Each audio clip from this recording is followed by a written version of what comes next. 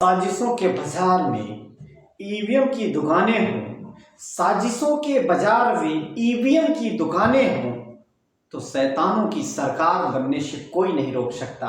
आइए हम रुख करते हैं बिहार की तरफ और बिहार की राजनीति में आपका हिस्सा क्यों और कैसे लिया जा रहा है, इस पे गौर करने की जरूरत है। चैनल को जरूर सब्सक्राइब करें और जुड़ने का काम करें।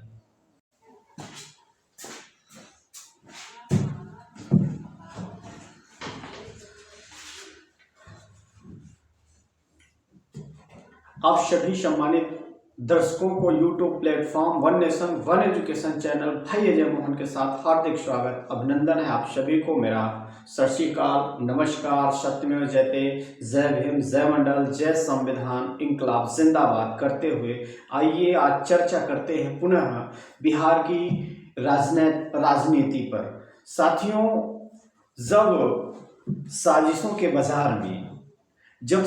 के बाजार में ईवीएम की दुकानें हों तो सरकार तो बनना तय है। साजिशों के बाजार में ईवीएम की दुकानें हों तो साजिशें तो लंबी होती ही हैं। आप सोचिए, इंसान धरती पर है और चांद पर कंप्यूटर से कंट्रोल कर सकता है, तो ये ईवीएम को हैक करना, बदलना कोई बड़ी बात नहीं है। आज ये कांग्रेस जो कह रही है कि आज इस देश में धांधलियां हो रही हैं, कहीं ना कहीं से एक दौर था, कांग्रेस की ही देन है इस देश में ईवीएम लाने का, और कांग्रेस ने ही ईवीएम को लाया और आज कांग्रेस ही रो भी रही है। तो साथियों, मैं कहूंगा कि आज बिहार में जो नतीजे आए हैं, उस नतीजों से सरकार को ही नहीं, पूरे देश के उन राजनीतिक लोगों को जो विपक्ष में राजनीति करते हैं, उनको विचार करने की जरूरत है।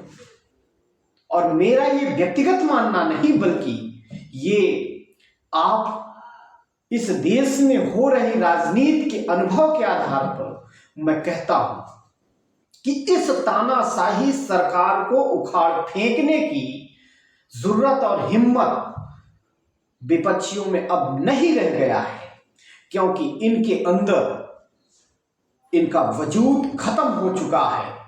अगर इस देश में गरीबों के हक और हुकूक की आवाज को उठाना है और गरीबों के हक की लड़ाई लड़ना है, तो भारत के जितने विपक्षी हैं उन सभी को ईवीएम के खिलाफ जन आंदोलन उठाने की भी जरूरत है।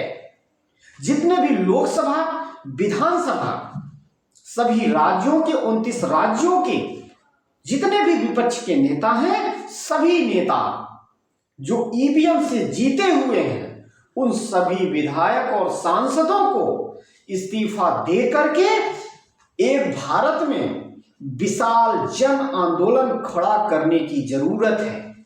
अगर आप विशाल जन आंदोलन नहीं खड़ा कर पाते तो ये सपना देखना भूल जाइए कि आपकी सरकारें आपके राज्यों में होंगी। साथियों, ईवीएम से चुनाव कराना कोई बड़ी बात नहीं है, कोई बुरी बात नहीं है, लेकिन ईवीएम का दुरुपयोग करके तानाशाही सरकार को स्थापित करना, इससे बड़ा, इस देश का लोकतंत्र की हत्या करने से बड़ा कोई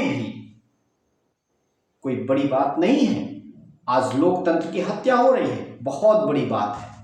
कार्यपालिका, न्यायपालिका, विधायिका और मीडिया, ये सारे असंभव को इन नेताओं ने खरीद करके पूरी तरह से नस्ते नाबूद कर दिया है। और यह परिणाम, यह नतीजा आप बिहार के विधानसभा चुनाव से सीख सकते हैं। साथियों, हम आपसे बस इतना कहेंगे कि जो भी परिणाम आया है, उस परिणाम को आप लोगों को अगर सच साबित करना है, अपना हक लेना है, आपको इसके खिलाफ खड़े होना है, तानाशाही लोगों के खिलाफ खड़े होना है, तो आप सबको जितने भी सांसद और विधायक हैं सबको इस्तीफा दे देना चाहिए। इस्तीफा दे करके आप सबको ईवीएम से नहीं बैलेट पेपर से चुनाव कराने की जरूरत है।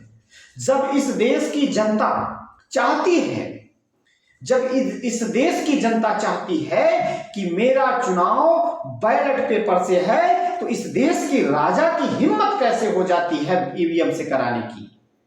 आज पूरे चुनाव का खर्चा इस देश का नागरिक उठाता है, चाहे चुनाव में ईवीएम का खर्चा हो, चाहे अधिकारी कर्मचारियों का खर्चा हो। हमारे टैक्स से ये चुनाव कराया जाता है, हमारे टैक्स से इस देश को चलाया जाता है। और टैक्स देने वाले लोग अगर कह रहे हैं कि मुझे ईवीएम पे भरोसा नहीं है, तो ये निश्चित तौर पे कहीं ना कहीं से इन सरकारों को ईवीएम से चुनाव बैन कर देना चाहिए और बैन करके बैलेट पेपर से चुनाव कराने का काम किया जाए। और इसका परिणाम आप उल्टा इसके विपरीत देखेंगे। साथियों, इधर जो बिहार में सरकार बन रही है, फिलहाल नीतीश वहां के सबसे बड़े चेहरे हैं, बने हुए हैं कई वर्षों से, और उन्हें पुनः मैं बधाई दूंगा। लेकिन आपसे निवेदन भी करूंगा कि आप जो भी करें सोच समझ के करें। आप ऐसे समाज से आते हैं जो समाज के हक और हुकूक को दिलाने का काम कर सकते हैं। और उत्तर प्रदेश में आदरणीय अखिलेश यादव जी को भी इस चुनाव से सीखना चाहिए। जो अन्य घटक दल हैं, उन घटक दलों से कहीं ना कहीं से इनको तालमेल बना करके उनके हिस्से को उनको दे करके जो नेता हैं उन नेताओं से हाथ मिला करके बढ़ चढ़ करके आने वाले 2027 का चुनाव बेहतरीन तरीके से लड़ने का काम करिएगा। ये 2024 नहीं है लोकसभा। संविधान बचाने जैसे नारे को दे करके और संविधान को बचाने के लिए आप गुलाम हुए, ये बहुत अच्छी बात है। लेकिन अगर आप उत्तर प्रदेश में अपनी सरकार, गरीबों की सरकार, पीडीए की सरकार या बहन कुमारी मायावती जी की सरकार अगर आप सब मिल करके बनाना चाहते हैं, तो चाहे बहन जी हो, चाहे अखिलेश जी हो, आप सबको, चाहे आदरणीय चंद्रशेखर जी हो, चाहे माननीय बाबू सिंह कुशवाहा हो, आप सबको मिल करके अपने हक और हुकूम की लड़ाई लड़ना पड़ेगा। अन्यथा इसके बीच में इस देश की जनता, इस प्रदेश की जनता पिस रही है मेरे बहुजन समाज के लोग। इसलिए आप सबको मेरे विचार अच्छे लगे तो आप चैनल से जुड़े और चैनल को सब्सक्राइब भी करें और ढेर सारा प्यार देते रहें। हम नए विचारों के साथ पुनः आप सबके बीच मिलेंगे। तब तक के लिए विदा लेते हैं। क्रांतिकारी जय भीम, जय मंडल, जय संविधान।